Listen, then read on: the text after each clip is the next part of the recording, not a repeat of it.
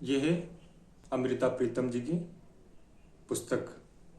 इस पुस्तक का नाम है अक्षर कुंडली और इसमें ज्योतिष के बारे में बताया गया है। तो इसमें पेज नंबर 36 पर भृगुवाणी लिखा हुआ है। तो इसके बारे में पाठ पढ़ते हैं। भृगुवाणी शीर्षक है, मैं सुनाता हूँ आपको। जब कभी भृगु संहिता की बात चलती थी, एक प्रश्न चिन्ह कहीं मेरे अंतर से उठ खड़ा होता था।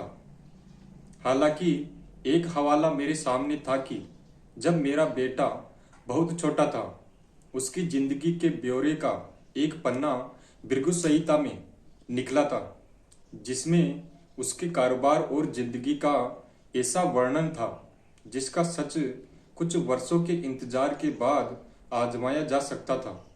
और फिर जब वह सच आजमाया जा चुका था, तब सामने और कोई ऐसा वाकया नहीं था जिसके सामने मैं कोई प्रश्न चिन्ह लगा सकती।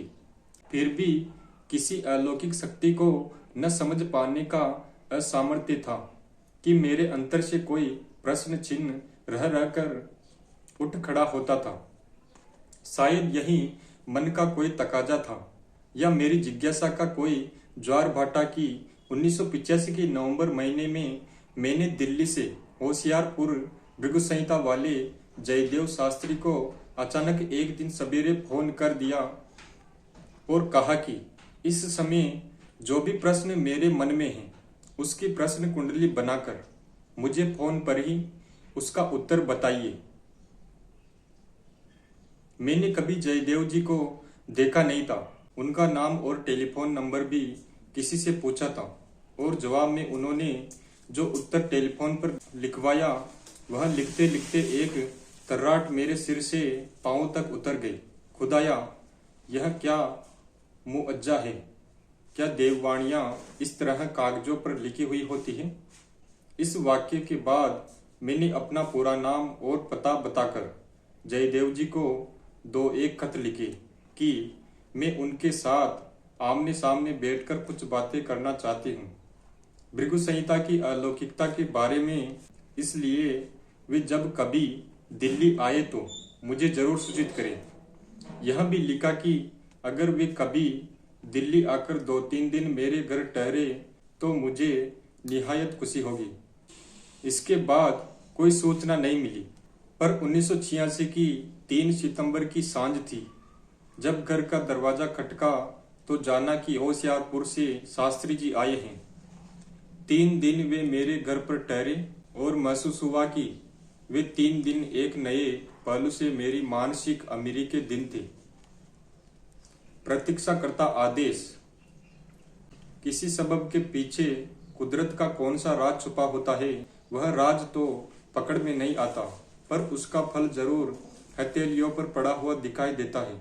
कुछ ऐसी ही बात थी कि आज से करीब 500 साल पहले पंजाब की एक तहसील गढ़शंकर के एक गांव टोटो मयारा के एक पंडित मुत्सदीराम होते थे, जो नेपाल गए तो एक दिन काठमांडू के पुस्तकालय में हस्तलिखित ग्रंथों को देखने चले गए।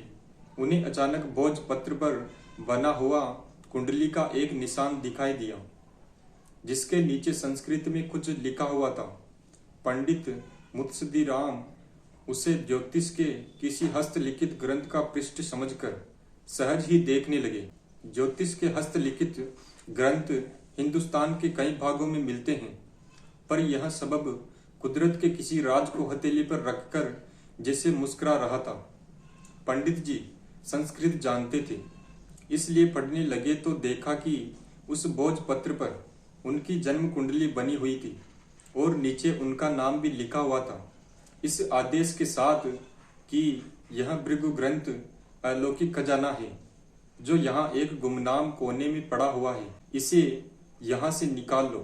कहते हैं कि पंडित मुत्सदीराम ने कांपते हाथों से वह पन्ना देखा, फिर उसके साथ के लाखों पन्ने देखे और एक बेचैनी की हालत में पुस्तकालय की दीवारों को देखने लगे। उस लाखों पृष्ठों वाले ग्रंथ को किसी तरह चुरा कर ले जाना न तो मुमकिन था और न ही ईमानदारी।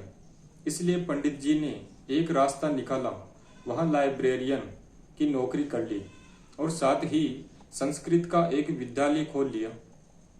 यह एक कठिन साधना का समय था। पंडित जी रोज कोई 50 पत्र अपने थैले में डालकर ले जाते और विद्यार्थियों की सहायता से रात को उनकी नकल करते। फिर अगले दिन पहले पत्रों को अमानत की तरह वापस रखकर नए पत्र ले जाते और इस तरह एक लंबी साधना के बाद यह भृगु संहिता पंजाब में पहुंची। एक गांव टोटो मयारा में पंडित मुत्सदी राम जी के घर उस समय कोई पुत्र नहीं था, इसलिए अपने भतीजे को अपने साथ लेकर उन्होंने इस ग्रंथ को पढ़ने और सुनाने का काम शुरू किया। उनके अपने घर पुत्र हुआ, पर बड़ी देर बाद, इसलिए समय के साथ साथ यह ग्रंथ पंडित जी के पुत्र और भतीजे में बढ़ गया। आगे की पीढ़ियों में कुछ वारिस ऐसे भी हुए जिन्होंने संस्कृत नहीं पढ़ी थी, इस कारण वे ग्रंथ के वाचक नहीं बने, पर जो वाचक बने आगे उनके वंश में यह ग्रंथ फिर बांटा जाने लगा और आज यह 5 खंडों में बटा हुआ मिलता है। मितिहास का एक वाक्य हम सबने सुना हुआ है कि देवताओं में कौन सा देवता बड़ा है। इस बात की परीक्षा ब्रह्मा जी की मानस पुत्र भृगु ऋषि को सौंपी गई थी और इस कथा के मुताबिक भृगु ने पहली परीक्षा अपने पिता की ली और असमय की आमद पर जब ब्रह्मा जी के क्रोध को देखा तो भृगु हैरान होकर शिव के पास चले गए। भृगु के आने से शिव की समाधि भंग हुई, इस कारण वे भी क्रोधित हो गए। भृगु और निराश हुए और विष्णु के पास चले गए, लेकिन देखा कि विष्णु ने भृगु को देखकर अपने मुंह पर चादर तान ली, जिससे भृगु को इतना क्रोध आया कि उन्होंने विष्णु की छाती पर अपना एक पांव रख दिया। कहते हैं विष्णु ने मुस्कुराकर मुंह से चादर हटाई और भृगु के पांव को दबाते हुए कहने लगे, देव ऋषि, मेरा शरीर तो वज्र का है, इसे कोई चोट नहीं पहुंच सकती, पर आपके पांव को तकलीफ हुई होगी। इससे भृगु ने विष्णु की महानता तो जान ली, पर इस घटना से पास बेटी लक्ष्मी भृगु पर क्रोधित हो गई थी। इस कारण लक्ष्मी ने भृगु को शाप दे दिया कि अब वह ब्राह्मण वंश में कभी नहीं जाएगी। भृगु उस समय तक ज्योतिष का ग्रंथ लिख चुके थे, जिसका गणित ऐसा था कि सदियों तक उसका फल निश्चित हो चुका था। उसी ग्रंथ के मान से भृगु ने लक्ष्मी से कहा, मेरा हाथ जहां भी होगा वहां तुझे सिर के बल जाना पड़ेगा। यह 2 पर्वतों जैसे व्यक्तियों का टकराव था, जिसमें लक्ष्मी भी हार नहीं मान सकती थी। इसलिए उसने कहा, आज भी भृगु ग्रंथ को मेरा शाप है कि उसका फल कभी भी पूरा नहीं निकलेगा। यह भृगु के सारे ज्ञान के निष्फल हो जाने का शाप था, जिससे दुखी होकर वे लक्ष्मी को कोई शाप देने जा रहे थे कि विष्णु ने बीच में पढ़कर कहा, देव ऋषि, लक्ष्मी को शाप न दे, किसी काल में लोगों का इसके बिना गुजारा नहीं होगा, इसके बिना लोग त्राही त्राही कर उठेंगे। इसके बदले में मैं आपको दिव्य दृष्टि देता हूँ, जिससे नया ग्रंथ रचिए, उसका कोई फल कभी व्यर्थ नहीं होगा। 2 ग्रंथों के मिलन का फल। और इसी मितिहासिक घटना को दोहराकर जयदेव कहने लगे, अब हालत यह है अमृता जी कि दोनों ग्रंथ मिले हुए हैं। वह पहले वाला स्थापित ग्रंथ भी और दूसरा दिव्य दृष्टि से रचा हुआ ग्रंथ भी। इसीलिए जो कोई आज अपना सवाल लेकर आता है, अगर उसका पन्ना स्थापित ग्रंथ का निकले तो उसका फल अधूरा निकलता है, पर अगर दूसरे ग्रंथ का निकल आए तो फल पूरा निकलता है। क्या कथावाचक को उन पन्नों पत्रों की पहचान है? मैंने जब यह पूछा तो शास्त्री जी मुस्कुरा दिए, हाँ, मुझे पहचान हो चुकी है। इस समय सारा देश ऐसे कठिन दिनों से क्यों गुजर रहा है? स्वाभाविक ही मेरे मन में यह सवाल पैदा हुआ तो शास्त्री जी कहने लगे, मेरे मन में भी यह सवाल कई बार आया है, पर मैं यह प्रश्न भृगु महाराज के सामने रखने से डरता हूँ कि अगर जवाब में मेरे लिए कोई ऐसा आदेश हुआ कि इस संकट काल के निवारण के लिए तुम किसी महायज्ञ जैसा उपाय करो, तो मैं क्या करूँगा? न मैं आदेश को मोड़ सकूंगा और न ही किसी उपाय को कर सकने में समर्थ होऊंगा। और जयदेव जी ने एक भेद भरी बात बताई। जब कोई किसी बेगाने की कुंडली निकलवा कर उसके बारे में कुछ जानना चाहता है तो मैं उसे रोक देता हूँ कि क्या पता उसमें कैसे जब तब का और किस तरह के महंगे उपाय का आदेश निकल आए, जिसे पूरा करने का भार फिर कुंडली पढ़वाने वाले के ऊपर आ जाएगा। अगर वह नहीं करेगा तो वह बेगाना सांप उसे भोगना होगा। कभी वाचक को भी कुछ भोगना पड़ता है। जब मैंने यह बात जयदेव जी से पूछी तो उन्होंने जो कुछ बताया वह मेरे लिए एक आश्चर्य है। कहने लगे, जब किसी को अपना पन्ना निकलवाने पर किसी मंत्र के जाप करने का आदेश मिलता है वह तो खैर उसे खुद करना ही होता है, पर जब इस तरह का आदेश मिल जाता है कि इस फल के सुनने के बाद सुनने वाला 100, 500 या 5000 मुद्रा से इस ग्रंथ को नमस्कार करे तो उसके बाद उसे उस राशि के इस्तेमाल के बारे में प्राप्त उत्तर के अनुसार ही उतनी राशि की दवाइयाँ या कपड़े खरीदकर जरूरतमंद लोगों को देने होते हैं। और जयदेव जी हंसते हुए कहने लगे, अमृता जी, कई बार तो वाचक को इस तरह का आदेश मिल जाता है कि जितनी रकम पत्र सुनने वाले ने दी है उतनी ही रकम वाचक अपनी ओर से उसमें मिलाए और उसका इस्तेमाल इस तरह करे। एक पन्ने ने उसके भाग जगा दिए। मिसाल के तौर पर उन्होंने आज से 5-1 साल पहले का एक वाक्य सुनाया। दोपहर का समय था। कई लोग अपना अपना पन्ना पढ़वाने के लिए आए थे। उस समय एक नौजवान बड़ी तेजी से आया और कहने लगा, पहले मेरा पन्ना निकाल लीजिए। मैंने बहुत कहा कि मैं आपकी बारी आने पर निकाल लूंगा, पर वह अजीज सा होकर हाथ जोड़ने लगा। पास बैठे लोगों ने भी कहा कि कोई बात नहीं, पहले इसी का पन्ना निकाल दीजिए। तो मैं प्रश्न कुंडली बनाकर उसका पन्ना ढूंढने लगा। वह पन्ना भी उसी समय मिल गया जिसमें लिखा था कि वाचक इसी समय 125 रुपया इस लड़के को अपने पास दे दे और आगे पन्ना न पढ़े। मैंने हैरान होकर उस लड़के को 125 रुपये दे दिए। वह लड़का कहने लगा कि फल सुनने के लिए वह कल आएगा। पास बैठे लोग भी हैरान थे।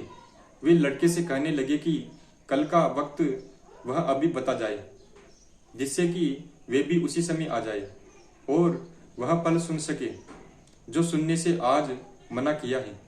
तो अमृता जी, दूसरे दिन वह लड़का आया और जो फल पहले दिन पढ़ने के लिए मना किया गया था मैं वह पढ़ने लगा तो उसमें लिखा था कल आखिरी दिन था जब उस लड़के को कॉलेज की फीस देनी थी और इसके पास 125 रुपये कम थे। वह लड़का बड़ा जहीन है, इसकी पढ़ाई पूरी करनी है, इसलिए वाचक को आदेश है कि इसकी 2 साल की पढ़ाई के लिए वह हर माह 150 रुपया उसे दे दिया करे और आप 2 साल वे पैसे देते रहें। मैंने पूछा तो शास्त्री जी हंस पड़े। वे तो देने ही थे, मुझे आदेश जो हुआ था, पर वह लड़का 4 माह तक तो आता रहा पैसे लेने के लिए, लेकिन फिर जब वह नहीं आया तो उसका पता ढूंढकर मैं उसके कॉलेज गया। तब उस लड़के ने कहा कि उसे इस तरह पैसे लेने में बड़ी शर्म महसूस होती। वह किसी न किसी तरह गुजारा कर लेगा पर पैसे नहीं लेगा। उस समय मैंने उसके प्रिंसिपल से मिलकर उन्हें सारी बात बताई और बाकी के महीनों के सारे पैसे एक साथ प्रिंसिपल के पास जमा करा दिए। बाद में वह लड़का फिर तब मेरे पास आया जब वह परीक्षा दे चुका था और नौकरी ढूंढ रहा था। उस समय उसने फिर प्रश्न कुंडली बनवाई, जिसके जवाब में भृगु महाराज ने कहा कि लड़का फिक्र न करे, जिस दिन उसका नतीजा निकलेगा उसी दिन उसे नौकरी मिल जाएगी। तो अमृता जी, ठीक इसी तरह हुआ। जिस दिन उसका नतीजा निकला उसे उसी दिन एक बैंक में नौकरी मिल गई। लड़का बहुत अच्छा था। कई बरस बाद 3600 रुपये जमा करके मेरे पास आया वापस करने के लिए, पर मैंने लिया नहीं, क्योंकि मुझे भृगु महाराज ने जो आदेश दिया था वह कर्ज की सूरत में पैसा देने का आदेश नहीं था। शास्त्री जी के साथ बिताए 3 दिन ऐसे थे जिनमें मैंने उनकी निजी जिंदगी की जद्दोजहद के भी कई किस्से सुने। वे मुश्किल से 3 महीनों के होंगे जब माँ नहीं रही थी। नाना नानी ने पाला पोसा था, पर बच्चे को पढ़ाने की ओर उनका ध्यान नहीं गया। वे नाना के खेतों में काम करते रहे और गायें चराते रहे। फिर जब कोई 15 बरस के हुए तो एक दिन बिना टिकट सफर करके जम्मू चले गए। नाना के भाई के पास जो संस्कृत विद्यालय चलाते थे वहां पढ़ाई की और फिर लाहौर जाकर प्राज्ञ परीक्षा दी। वहां राय बहादुर गागरमल का संस्कृत कॉलेज था, जहां पढ़ाई मुफ्त होती थी, रोटी कपड़ा और रहने की जगह भी मुफ्त थी। उन्होंने वहां दाखिल होकर विशारद की परीक्षा दी और शास्त्री की पढ़ाई के लिए ओरिएंटल कॉलेज में दाखिल हो गए। उन दिनों R.C. बुलकर नामक एक जर्मन विद्वान वहां के प्रिंसिपल थे, जिन्होंने 2 साल बड़े स्नेह के साथ जयदेव जी को संस्कृत और अंग्रेजी पढ़ाई। इसके बाद उन्होंने माहलपुर में स्कूल की नौकरी कर ली। उनके पिता की मौत के बाद भृगु संहिता के वाचक उनके बड़े भाई बने थे, जिनके साथ वे कुछ साल मिलकर काम करते रहे, पर फिर भाई की मौत के बाद उन्होंने पन्ने बांट लिए। ये सारी बातें उनकी जिंदगी के बारे में थी, इसलिए पूछा, कभी आपने निजी जीवन के बारे में प्रश्न जरूर किया होगा। वे कहने लगे, जरूर किया था। इसलिए प्रण किया था कि मैं अपनी कमाई में से 10वां भाग कन्या पूजन पर खर्च करूंगा। मैं हर साल चित्तपूर्णी के मंदिर में जाकर देवी को प्रसाद चढ़ाकर बरस भर की कमाई का 10वां भाग साथ के लड़कियों के स्कूलों में कपड़े, कॉपियों, किताबों और मिठाई की सूरत में बांट आता हूँ। इस कन्या पूजन का एक रूप यह भी है कि गरीब माँ बाप की बेटियों के विवाह के समय वह रकम मैं किसी न किसी सूरत में खर्च कर देता हूँ। मिलन भरा आदेश। कई बार प्रश्न के उत्तर में यह आदेश मिलता है कि इस आदमी से वाचक अपना पारिश्रमिक न ले, क्योंकि इसका पैसा अच्छी कमाई का नहीं है।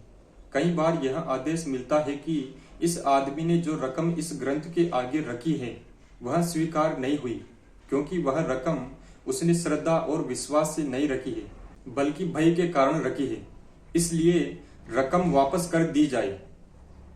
और शास्त्री जी ने बताया, कई बार यह भी हुआ है कि किसी का फल पढ़ने के बाद वाचक को यह आदेश मिला कि इस पन्ने को दोबारा कभी न पढ़ा जाए। अगर वाचक पढ़ेगा तो उसका बुरा फल वाचक को भोगना पड़ेगा। 2 बार यह आदेश मिला कि वाचक ये पन्ना गंगा में प्रवाहित कर दे, क्योंकि ये महाघातकों के पन्ने हैं। इसी सिलसिले में जयदेव जी ने एक अद्भुत घटना सुनाई। एक बार एक ब्राह्मण लड़का और एक शूद्र लड़की संयोग से एक ही समय आ गए, जिनकी प्रश्न कुंडलियों के उत्तर में कहा गया था कि अगर ये दोनों वाचक की आज्ञा मान ले तो मैं एक और फल भी बता सकता हूँ। मैं भी हैरान था और वे दोनों भी हैरान कि आगे पता नहीं क्या आदेश मिलेगा, पर पहले तो उन दोनों का फैसला होना था कि वे वाचक का कहा माने या न माने। यह बात न उन्हें पता थी कि वाचक को क्या कहना है और न मुझ वाचक को। आखिर उन दोनों अजनबियों ने फैसला किया कि जो भी हो वे वाचक का आदेश मानेंगे, और मैंने वाचक के तौर पर प्रश्न कुंडली बनाकर पूछा, मेरे लिए क्या हुक्म है? तो जवाब आया, ये दोनों जात पात का ख्याल न करें। अगर दोनों एक दूसरे से ब्याह कर ले तो सुखी रहेंगे। और अमृता जी, वे दोनों वहीं पर बैठ गए। उसी समय पंडित बुलवाया गया, वेदी बना दी गई, फूल मंगवाए गए, मंगलसूत्र भी खरीदा और मैंने कन्यादान कर दिया। दोनों अच्छे घरों के पढ़े लिखे थे। दोनों ने विवाह कराकर अपने अपने शहरों में अपने अपने माँ बाप को समाचार भेज दिया कि उन्होंने विवाह कर लिया है। इस घटना को कुछ साल हो गए हैं। अब उनके घर में एक बेटा है और वे दोनों सचमुच बहुत सुखी हैं। आज के किसी वियोग का या किसी संयोग का सूत्र किस जन्म के किस कर्म से जुड़ा हुआ है, इसका कोई भेद चाहे किसी की भी पकड़ में न आता हो, पर इसके संकेत भृगुवाणी के पन्नों की हथेली पर पड़े हुए जरूर दिखाई देते हैं। और मेरी तरह किसी के अंतर से उठते हुए प्रश्न चिन्ह को कहीं लगाने के लिए कोई जगह नहीं मिलती। यहाँ पर यह भी बता सकती हूँ कि 1985 के 23 सितंबर की रात सपने में मैंने भृगु दर्शन भी किए थे और शुक्र की जुबानी पूछी गए मेरे एक सवाल का जवाब भी मैंने भृगु ऋषि के मुख से सुना था।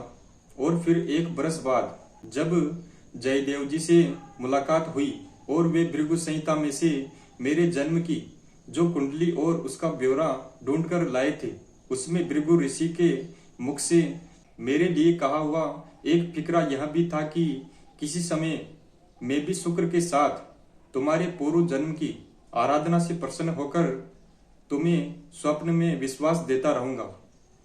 तो ये था भृगुवाणी शीर्षक, जो कि अमृता प्रीतम जी की पुस्तक है अक्षर कुंडली, इसमें दिया गया है ये शीर्षक भृगुवाणी।